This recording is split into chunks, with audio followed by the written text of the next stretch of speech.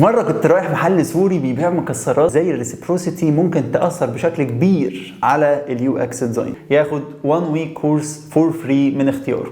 مرة كنت رايح محل سوري بيبيع مكسرات وحلويات شرقية من اللي قلبك يحبها. ما كنتش ناوي اشتري غير مكسرات بصراحة، بس لقيت راجل محترم كده بيقول لي اتفضل. بصيت لقيته بيديني حتة بقلاوة بالفستق خلتني انسى همومي، بس رجعت لوعي مرة واحدة اول ما عينيا لمحت السعر. بس الراجل ما سابنيش في حالي، قام جاي عازم عليا تاني بحته ملمن بالفستق. المهم ان يوميها طلعت من المحل بحاجات اضعاف اللي كنت ناوي اشتريها.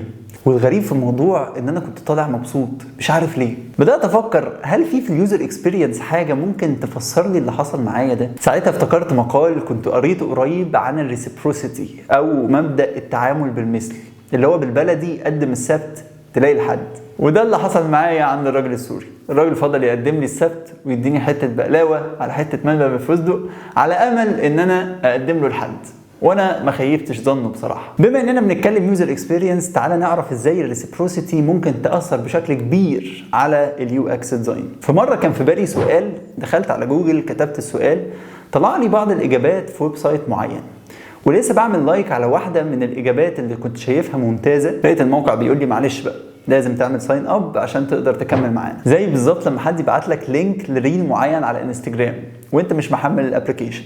اول ما تفتح الفيديو على البراوزر وتبدا تتفرج عليه والفضول ياخدك انك تفتح الكومنتس، بمجرد ما تضغط على الكومنتس انستجرام يبدا يقول لك لا اعمل بقى ساين ان او ساين اب او اي منظر كده. المثالين اللي ذكرناهم قدروا يطبقوا مبدا الريسبروسيتي بمنتهى الوضوح.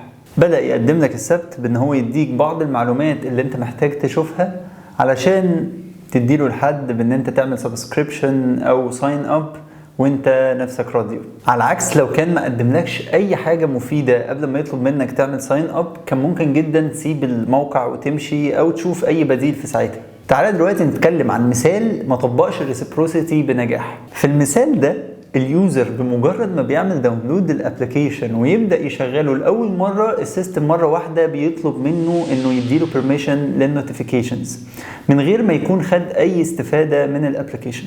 في الحاله دي وارد جدا ان اليوزر يرفض انه يدي الابلكيشن البيرميشن للنوتيفيكيشنز، وارد جدا ان هو يقفل الابلكيشن لان مش دي الحاجه اللي هو متوقع يشوفها في البدايه. استخدام مبدا الريسبروسيتي بنجاح تقدر من خلاله تبني الثقه ما بين الابلكيشن واليوزر. فعلى سبيل المثال في الابلكيشن ده التطبيق قدر يطلب من اليوزر البرميشن للمايك في الوقت المناسب. بعد ما وفر له بعض الفيتشرز اللي هو محتاجها، طلب منه البرميشن للمايك لما بدأ يستخدم فيتشر محتاجة استخدام المايك. على عكس لو كان طلب الابليكيشن البرميشن للمايك في البداية، كان ممكن جدا اليوزر يقلق ويبدأ يفكر هو ليه التطبيق محتاج مني برميشن للمايك. فعلشان كده انت كديزاينر لما تيجي تطلب من اليوزر اي طلب، محتاج في البداية تبقى متأكد انت وفرت له حاجة، قدمت له السبت قبل ما تطلب منه الطلب ده ولا لا. تاني حاجة، تركز كويس جدا في التوقيت. هل الحاجة اللي انت بتطلبها منه ملائمة للسياق او الكونتكست اللي اليوزر فيه، ولا حاجة خارجة عن السياق اليوزر وارد جدا ان هو يستغربها ويحس ان هي مثيرة للشكوك. دلوقتي جاء دورك للمشاركة.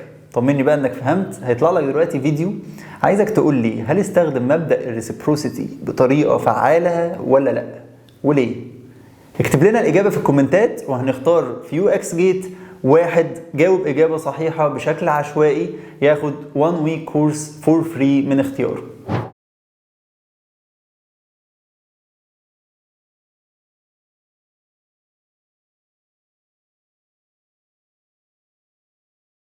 وفي الاخر زي ما احنا قدمنا لك السبت، قدم الحد، وما تنساش تعمل لنا سبسكرايب على اليوتيوب وفولو على الفيسبوك.